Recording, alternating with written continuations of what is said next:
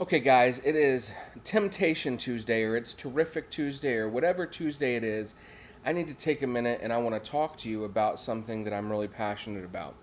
I am I'm one of those people that has a collector mentality. It's very easy for me to get into something and collect a whole lot of it.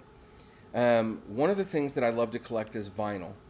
And what I'm going to talk to you about today is related to vinyl, and I want to share something that I think is so powerful and so good, and I want you guys to hear it because I want you to know we need positive. We need positive in the world today, and to me, this is a real positive.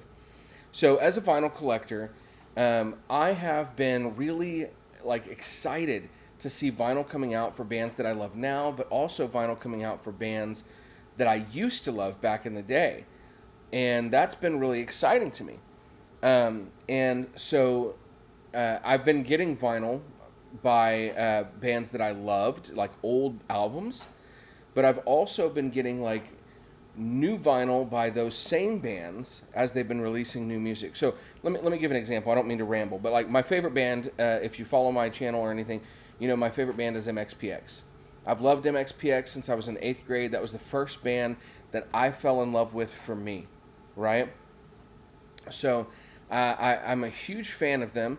And I really wasn't into vinyl back in the day, so I never even thought about buying vinyl to older albums or whatever. But a while back, they did a release for an album called Left Coast Live. And as a fan of theirs and someone who had a record player, I was like, oh my gosh, I got to jump on top of this. And it was a really cool looking record.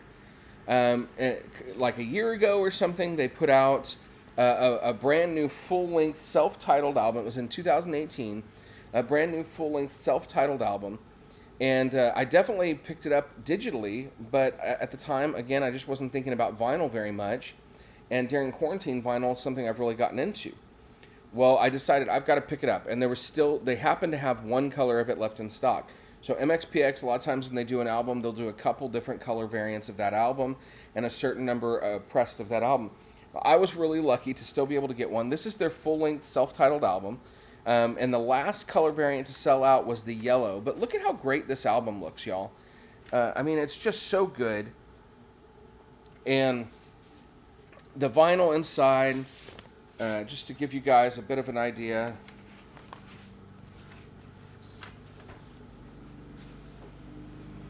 It's this gorgeous kind of yellow color, kind of orangish yellow. I feel so lucky to have this album, and it definitely set me on a path, okay, where I've been getting more and more vinyl lately. So my dog is burrowing under my legs. That's her favorite place to rest. So I've been getting more and more vinyl lately, and I've been able to pick up, again, albums by bands I love. I've gotten almost all of Five Iron Frenzy's albums and that kind of stuff. Okay, now, there are several great vinyl companies, and I'm going to talk about all of them at some point. But the one that I want to talk about today is the company that made that MxPx album, which is a company called UnoriginalVinyl. UnoriginalVinyl, from what I can tell, is run by about 3 people. I've had the luck of being able to talk to one of the guys who runs... Sorry. To talk to one of the guys who runs UnoriginalVinyl. And they're good guys. And not only are they good guys, they're guys that love the music that they're putting out on vinyl, right? So today, they released, in conjunction with Tooth and Nail Records, which is a record company that I really loved, especially when I was younger. Grew up listening to a lot of Tooth and Nail albums. They released 2 albums by a rock band that was really important to me when I was younger named Stavesacre. Now, I love Stavesacre, guys. I had especially listened to early Stavesacre, the first 3 or 4, maybe 5 albums, and I haven't really gotten a chance to listen to their newest albums as much as I'd like to say I have. I have them digitally, but I really haven't listened to them as much as I'd like to, right? Well, they sort of teased that they were going to release these Stavesacre albums, and they put the lyrics out, and people who were fans of the band, or who were fans of UnoriginalVinyl, or who were fans of getting vinyl, they looked up the lyrics to those vinyl albums, and they were like, oh man, these are albums that have already been pressed previously. And they were maybe a little bit disappointed. And hold on. Okay, I think that my dog's a little bit stressed out. My wife is outside. So anyway, so some people were complaining that they were the same albums that had been released before. They weren't the older albums, that kind of stuff. And this is the message that they sent out, and they posted this, and this really touched me. This is why I'm doing this whole post today. So they said, regarding, and this is a quote from their Facebook post, regarding the Stavesacre reissues, the original plan for How to Live with a Curse and 1995, which is the name of the two albums, was a series of unfortunate problems, with the company who hosted the crowdfunding declaring bankruptcy immediately after cashing the banker's check. So originally, Stavesacre was going to release these albums on vinyl, and they did like a crowdfunding thing to do that, and immediately after they finished crowdfunding these albums, the company that was doing the crowdfunding like cashed the check and then declared bankruptcy and delivered nothing. They didn't give Stavesacre any of the product. So this left the band to deliver all the goods with very little money with the very little money they had stored up, paying the balance out of their own wallets for products that they had sold, but without any money actually collected on from the crowdfund. So the deal with this, guys, is that Stavesacre wanted to make good for their fans, so they paid out of their own pockets to make the product that they were originally crowdfunding to make, because they wanted to make sure that everybody got what they were supposed to get. So these guys paid thousands of dollars out of their own pocket to take care of their fans, because that crowdfunding organization like kind of messed them over. What was honorably done to originally complete their vinyl commitment to their fans was the best their money could buy and the best they could make work. I'm glad to see that this time the original unmitigated disaster has turned into an unoriginal release. So all of that was a quote from Chad Pearson, who was the founder of the Militia Group and project manager for the original vinyl pressings of How to Live with a Curse in 1995. Okay, and I interjected a little here and there, but now this is unoriginal vinyl adding to that thought. I know. This isn't a new old album on vinyl. Friction, Absolutes, etc. This isn't even an original concept. Have you seen our name? What did you expect? Unoriginal vinyl, right? What this is a proper do-over chance at redemption for the band to their ride or die hards, and just perhaps an opportunity to find a new audience for many old school casual Stavesacre fans who may not have ever had these last two releases high on their radar, or been able to obtain the under 300 combined vinyl copies ever pressed in total back when the crowdfund debacle took place. So originally, when these two albums were pressed, they pressed a total of 300 for both albums. And there's a lot of people that didn't get them but wanted them. So what they're saying here is they're like, hey, we're trying to give people a chance to get these albums that didn't get them before, and to make up for a really like tough situation that happened back in the day. And here's what they say going on. Let's face it. The folks who somehow, through some miracle, did get a copy of these vinyl records a few years ago are never coughing up their coffees, nor do I think they should have to, which is why I redid all the artwork to more closely resemble the original releases. The vinyl art for Curse, for instance, finally matches the 2006 CD artwork, which was lost forever and not an easy thing to redo from scratch. Recut lacquers and got Mark to write brand new retrospectives for each release. I'm going to censor here a little bit. The darn pressing plant left out the insert for Curse, so we had to include it as a downloadable PDF with your vinyl purchase. I'm sorry, I'm not happy about it. As a collector myself and crowdfunder, owner of these first pressing records myself, I still, in almost all cases of any true reissue project I work on, want the originals to stay rare and valuable. Cut and dry.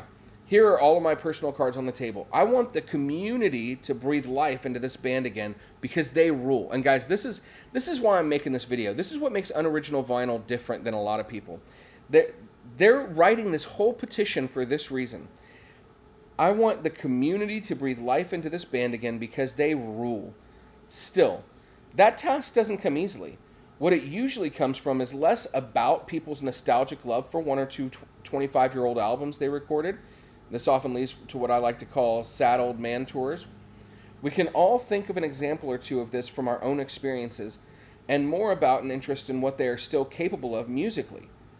So in other words, hey, let's not just cling to what the band used to be. Let's have hope for what they can still be, because they're still awesome. If you need proof, take the new Slick Shoes as an example. For the fans of the band, talking about Stavesacre, who have been around through it all, is this not a worthy, albeit hopelessly optimistic cause, to expose some fans to their newer, still kick-butt music? A little something for the newcomer fans to appreciate, and a nod to the value and collectability of the original pressing possessors. I know it may not have been the ones you wanted, but those will come in time when, especially in the vinyl game, the best predictor of future success is current interest. Listen, licensing Teeth and Nail releases or any other major label-owned album is expensive, and I mean prohibitively expensive. It's easy for folks to just think that 500 copies of any Stavesacre or name your favorite band's album you want released, Terminal, Morella's Forest, He Is Legend, Search the City, etc., record would do as well as Speakeasy did, but this isn't necessarily a sure bet. So you have to roll the dice a bit in order to see if the horse can still race.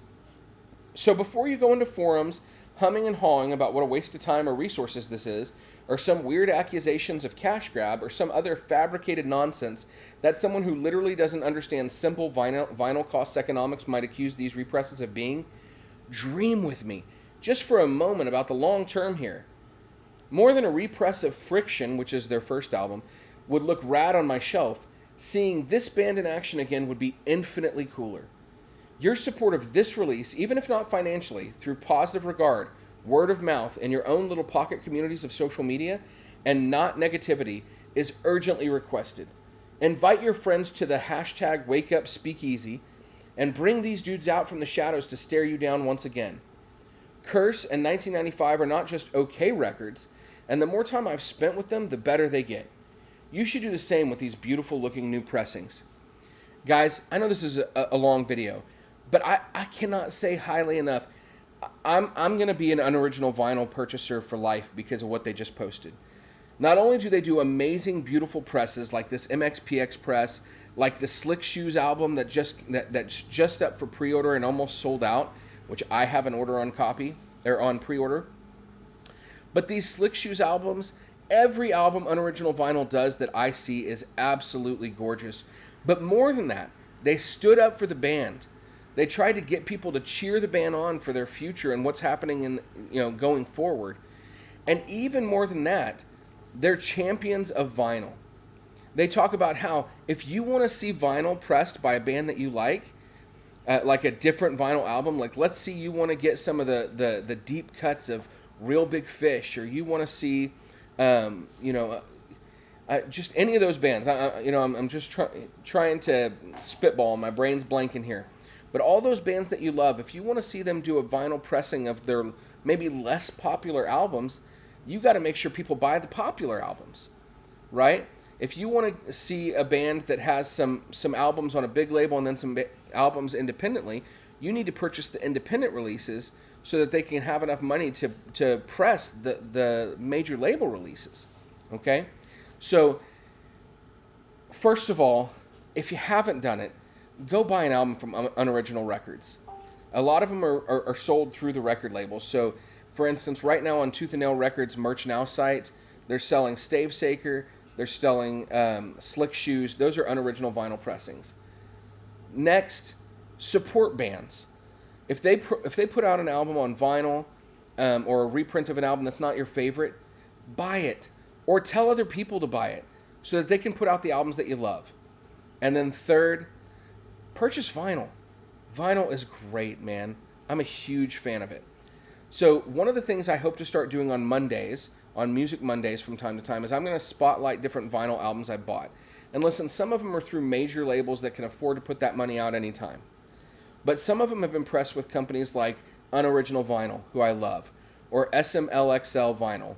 I don't know if you pronounce it SMLXL or small, medium, large, extra large vinyl, but they've put out a lot of great stuff that I love. I'm going to spotlight those albums. I'm going to spotlight those record companies. And I really hope that you will support them and the bands. And I can't wait to see pressings of vinyl from a lot of my other favorite bands. So y'all get that stuff together and put it out. I'm looking forward to seeing it. All right, my longest video so far. I'm sorry for going so long, but I hope that you can hear my heart behind this. I am so proud of Unoriginal Vinyl. Go pick it up.